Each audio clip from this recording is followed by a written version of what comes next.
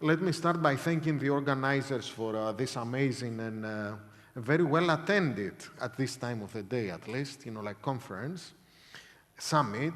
And as we all know, the Economist organizes summits and conferences that are dealing with current affairs.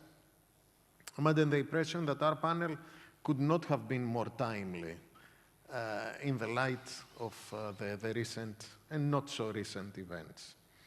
I'm a quantitative person, so I'm just going to try to give you a magnitude. We are running through a year that we had mega fires in Canada, in Greece, in Italy, and other places, mega earthquakes, border of Turkey and Syria, as well as the recent one in Marrakesh, prolonged periods of droughts. Greece had the longest spell of droughts in living memory, and unfortunately, mega flooding events like the episodes with Daniel, with the tragic incidents in Thessaly, and the even more and dramatic tragic incidents in Libya with a very high death toll.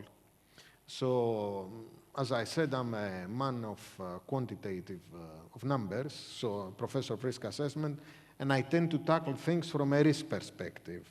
What does this mean? That unfortunately this year has been a game changer. We have, from what I heard, I think we have all heard the people that spoke before me, that we have national, local risk assessments on various possible threats, yet the magnitude and the impact of the recent catastrophes has been unprecedented. So what is this telling us? It is telling us that we need to take a step back, study the events, absorb the lessons learned, and assess whether our prevention schemes, our disaster management practices, and our post-incident management practices should be revisited.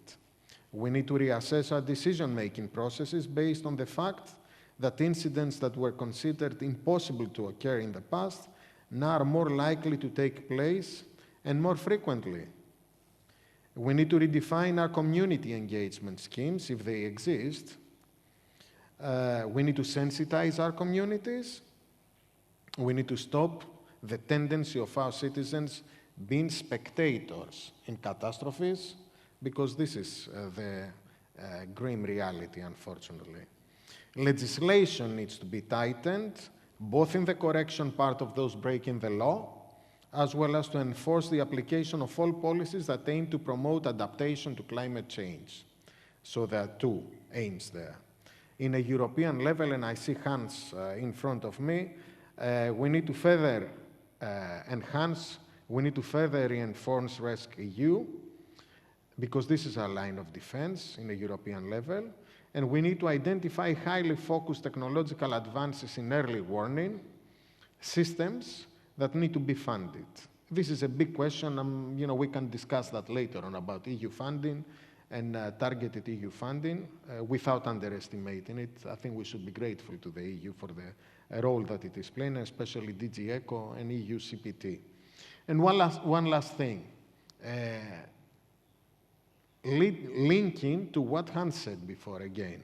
Disasters are becoming slowly but firmly a new ground for the development and adoption of fake news, sometimes as part of a wider hybrid threat, which is an important security element.